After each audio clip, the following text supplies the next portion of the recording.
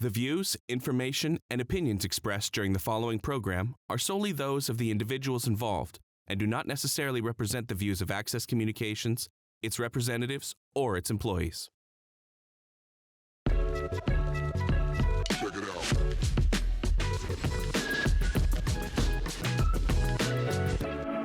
Welcome to RezX, an Indigenous lifestyle show for everyone.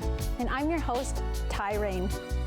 Today, unfortunately, Brad Bellegarde cannot be here, but don't worry, Brad, I got you. And for all of our RezX viewers, I have a great, wonderful, amazing show about to happen today. So, on the program today, we have a theater artist named Skylar Anderson coming on today. He is going to be sharing some of his stories and upcoming projects, and we're going to see what's happening in the theater community. And later on the show, we will have a fashion artist named Becca BigEagle, who was the fashion show coordinator at the Buffalo Fashion Show for the Buffalo People Arts Institute.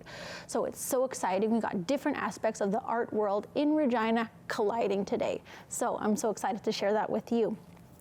All that is coming up on RezX. And so usually Brad is the one to do the ranting and raving, but today I'm here alone, so I want to talk about that darn heat. It is so hot out, and yes, I work in an office with AC, and I live in a house with AC, and I drive a car with AC. But in between all of those venues, it is really hot. I'm not climatized to this heat, and I could deal with the dry heat, but one thing that I can't deal with is the humidity. I can't breathe in the humidity. It's so terrible. I remember the first time I ever experienced true humidity is when I went to Punta Cana for my mom's wedding, and I got off the plane and I could not even breathe. So give me a hot day, anytime, whatever, dry heat, that's fine. It's whatever, it's cool. But the moment it's like really humid, I can't breathe. It's so bad. I heard my one coworker tell me that it's good for the skin, and okay, yes, I'll give her that. It is good for the skin, but I can't breathe, and it's terrible, and it's awful. So me growing up in Saskatchewan, born and raised, never left, always will be here, I have to learn how to climatize to the humidity. And that's one thing that me, Plains little native, is not used to. So it is hot. It is like record high. So I hope everyone out there is staying hydrated, staying cool, and, you know, just keeping safe out there because heat is deadly, literally. And I've said it before, and I'll say it again.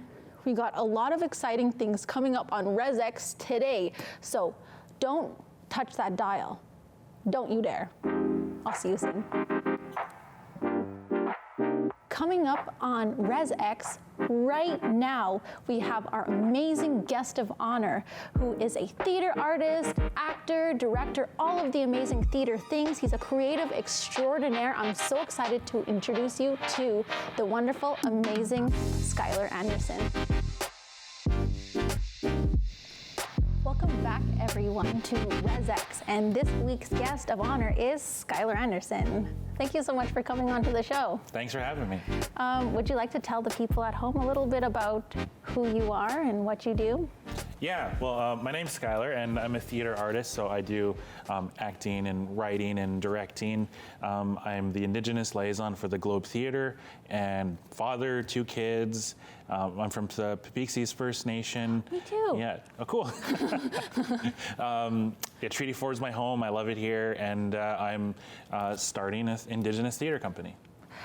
Okay, that's awesome. So what's the name of your theater company that you're starting? Yeah, Metawe Theater is going to be this new Indigenous theater company where the focus is strengthening Indigenous theater in Treaty 4. And so what does Metawe translate to? I believe it roughly translates to like you play or like play with me, something like that's close to that, where play is a really big part of that word. And play is such a important part of theater. And in my history with theater and what really pulls me in what keeps me with theater is play, and it really keeps me connected to like my inner child, and really helps me when, you know, sometimes mental health isn't so good, and theater is really therapeutic for that, to help you get out, to help you play, to get you out and having getting out of here, and, you know, and feeling from here, and it's really good. So Well, I think that just like the aspect of play within theater is so amazing, because as adults, we tend to just stop playing, you know, to start acting so serious. So I think that that's awesome that you make it a point to have fun and play and just have a good time in doing what you're doing. Like, what was the catalyst or inspiration for creating Metawe Theater? Well, I'm a very lonely Indigenous theater artist in Treaty 4. There's not really many, and if there are, they tend to move away. Yeah. They go to the they go to the Big Smoke. They go to Vancouver or Toronto usually, and that's great, but that's not the best for Treaty 4 and for home. So when that happens, there's no one kind of left to train or to strengthen that community, and so I'm here kind of all by myself. There's some great theater that happens in Saskatoon, and that's all great for Treaty 6, but we need something for Treaty 4. So it's really important to me to strengthen the community and to get more of an Indigenous presence. Indigenous theater is very different from Western theater. I mean, they're kind of the same, but it's Indigenous theater is rooted in Indigenous practices in like storytelling. Storytelling is something that Indigenous people have been doing forever, and to me, that's theater. The way that we've been telling stories and sharing stories and teaching, that's truth to us, and that's theater. It's not when Christopher Columbus came and did Shakespeare for the first time. That wasn't the first time theater was performed on Turtle Island. It was, we've been performing theater for forever.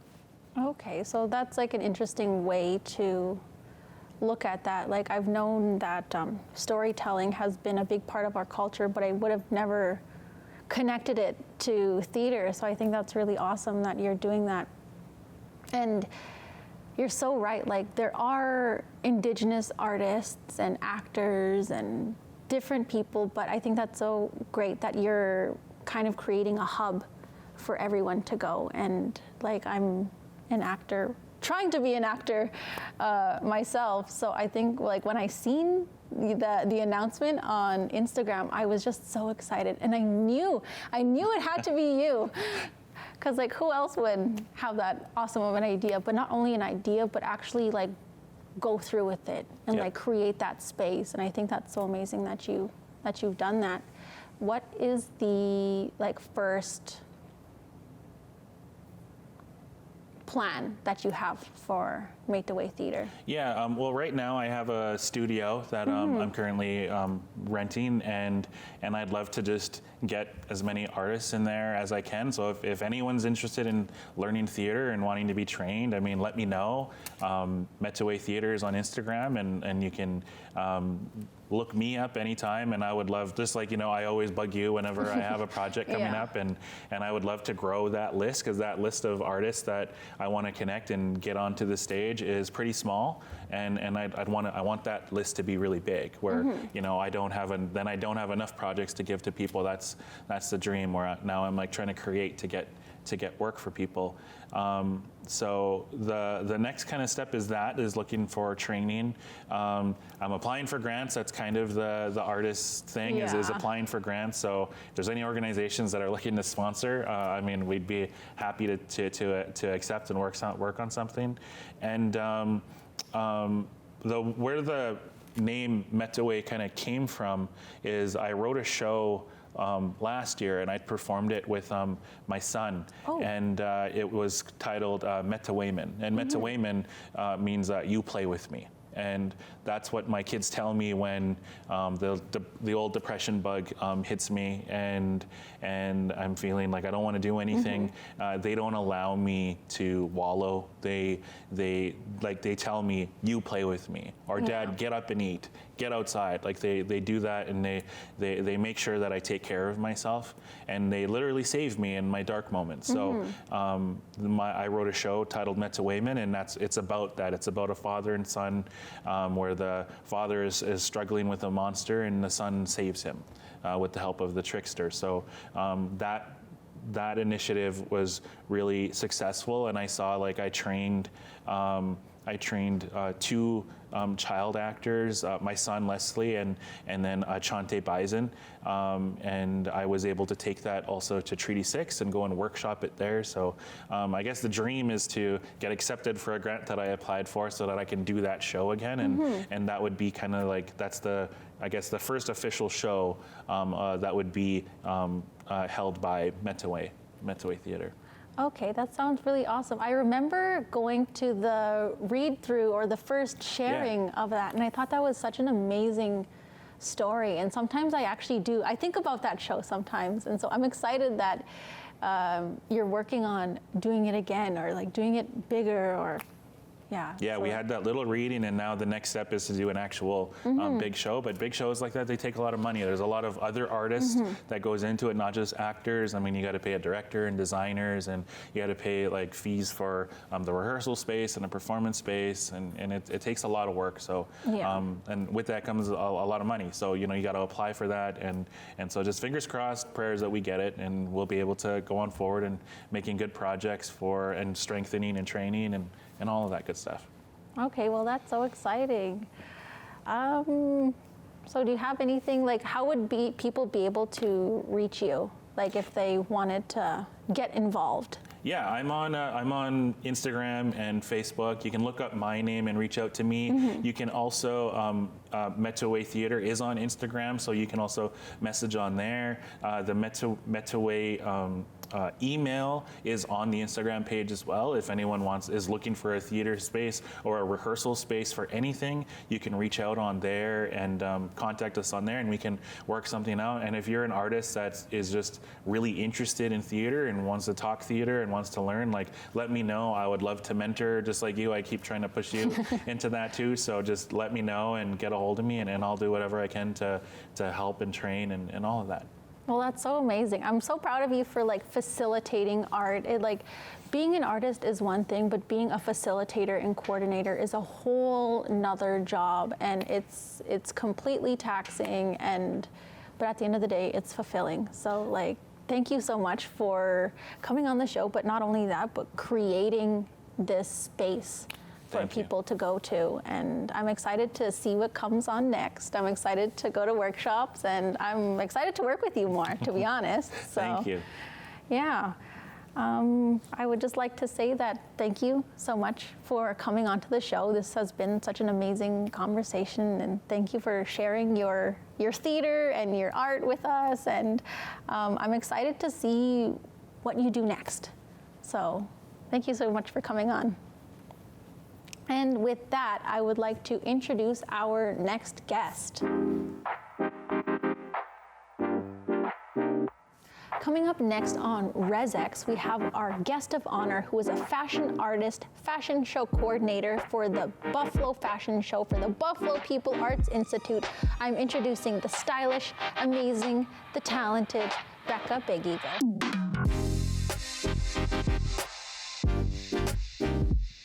Welcome back, everyone. This week's second guest of honor is Becca BigEagle. Thank you so much for being here. Hi, thanks for inviting me. Yeah, can you tell the audience a little bit about yourself and who you are? So I am Becca BigEagle. I'm from the White Bear First Nation, and we just had a fashion show on June 3rd, and I'm the fashion show coordinator. It's my second year being the coordinator, and so I was in charge of pretty much running the show, creating the show, and it was just a really awesome to have because we haven't had a show since 2019, and COVID kind of shut everything down. We had big plans for 2020, and so it's our first fashion show in 4 years. So it was very exciting to be able to put it on this year. Well, what would you say, like, was there any differences between the 2019 show versus this show in 2023? Like, what was the changes that you seen, if any? Yeah, so the changes this year was venue. We normally have our fashion show at the Mackenzie Art Gallery. They're one of our community sponsors. And so it was this year, it was on June 3rd, and it was at Metawe Town Center. So normally we have the Mackenzie, and it's a little bit more of, I guess, artistic kind of setup. And this year it was in the multi-purpose room at Metawe Town. So it was different, different lighting, different, backstage, different kind of setup. So, and learning, because, we're used to Mackenzie. We have, we kind of are used to the space. And it was just different that way, but it was nice to be in the community, because sometimes I feel like having at the Mackenzie, some people might feel intimidated to come. Yeah, it seems a bit fancy. Yeah. And so having a Metawe Town was nice, to have community members show up. But we also hope to, when we do have it in the future at the Mackenzie, that those people still come and attend. Would you say that there was more community members that came to the show at Metawe compared to Mackenzie? I definitely think so. It is, it's always been like a community event. We've always invited the community, and I don't think in the past, I don't think we've really charged admission, and if we have, it's been a very small amount. Like pay what you can. Yeah, and so this year it was a pay what you can, so that we could welcome everyone and not exclude anyone. Yeah, and it's also a family-friendly event, so we also try to have people that can bring their kids. Sometimes it can be a little bit of a challenge if they're under the age of 5. Yeah, a bit hard to rein them in. Yeah, but we try to still include them. Yeah. Well, I think that it's so awesome that you made it so accessible to the greater community, because I feel like when people think about like designing or modeling or like the fashion world in general, it's so easy to be intimidated or not want to go into those spaces. Yeah, definitely. So in the past little bit, we've definitely had a little bit of, conflict in the fashion, local fashion scene, I guess. Yeah. And, there's been talk of, toxic fashion show environments and stuff like that. And, we try very hard to be inclusive and try not to contribute to that toxic environment, because, we want everyone to feel included. We don't want anyone to be, feeling left out or feeling that they're not welcome. Yes. So, putting on the show this year, it was kind of important to, emphasize that, not every fashion show has, little drama or toxic anything. It, it can be a very positive experience, and we can try to look for the positives and try to encourage. Like encourage community. Encourage community and encourage, just positive. We need more positivity in our environments. Yeah. So how many designers did you have at the show this year? So this year we had 8 designers. We had Sweet Sage Woman, Yolanda Oldorf. She's from Billing, Montana. Oh. She was our designer that came the furthest. Yeah. So we were very honored to have her be a part of our show. She opened the show for us. We also had Timeless Shadows. Oh. Sorry, my glasses are like... No, it's okay. It's hot under these lights, you know? Like, oh my God, my glasses are like fogging up.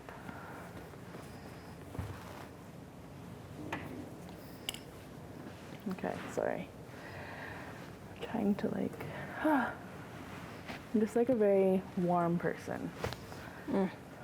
And especially like with this heat right now, it doesn't help at all. Okay, let's try cool down. All right, okay. Let's try again. Okay, we'll do one more time. Okay. A prompter. Okay, so how many designers did you have at the show this year? We had 8 designers. So we had Timeless Shadows, we had Tatanka Designs, we had Nook and Babs, we had Christine Dieter, we had Sweet Sage Woman. She was actually one of our designers that came the farthest. She came from Billings, Montana. We also had Alexis Designs. We also had Gypsy Sin and Chelsea's Creations. And so these were all Indigenous designers? Yes. We try to work with most, have a fashion show that's just Indigenous designs and Indigenous, we try to do mostly Indigenous models as well. Okay, and I'm guessing Indigenous like hair and makeup artists as well? We try to have a community of Indigenous talent, I guess, yeah. Okay, that's awesome.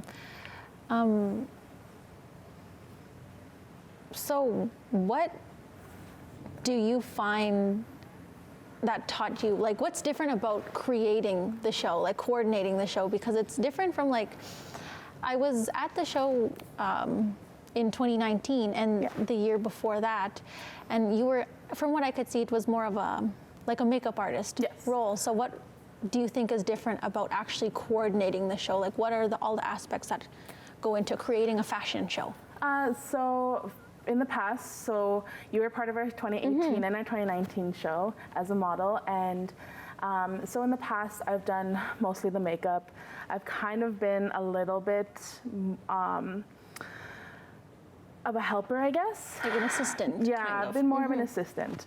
You know, my mom usually is the one that's in charge of the show, but in 2019 she handed it over to me, and it was a little bit of a challenge. It was definitely a learning experience, but it definitely worked out. Like it worked out way better than I imagined it would have, and that this year it was kind of relearning again because I haven't done it in 4 years. Oh yeah. So the biggest difference is, you know, you need support, and having good support is really important. It's very difficult to do. It is a one-man show, and you definitely need people that are willing to help volunteer their time to help the show go smoothly. Yeah, so the difference is more responsibility, I guess. You know, because if the show has any kinks or any hiccups or anything like that, everyone looks to you. Everyone looks to me. Yeah. And so that was the biggest difference this time around. Well, that's awesome. Thank you so much for sharing your thoughts and your everything that goes into creating a fashion show. It's so interesting to see the behind the scenes. So thank you so much for coming on to the show. I really appreciate you coming on and sharing. And I'd just like to thank you. Well, thank you for having me. It's great to see you again. Nice to see you too. Yeah. Cold flows and old souls with gold pros. Old foes who sold shows and hit lows. I got it all under my belt. No need to wonder why my microphone melt. It gets held in a manner like people climbing the ladder. The brains are going bananas. We're making their pockets fatter. I'll shatter the perfect image of rappers looking like gimmicks. Your ears are a perfect witness to witness. There ain't no limit. Holler if you hear me. Words are the bullets. My tongue is the trigger, so feel me. Yeah, and my clip is the sentence. I'm a menace to paragraphs with my audio. If you'd like to share your feedback on the program you just watched, contact us today. Precision, we're winning. So gather around and let us celebrate. I write my lyrics for people's spirits to elevate. This is everyday living. This is everyday we on the grind. Every day we on the grind. Hip Nobody asked us. Now we gotta make them listen.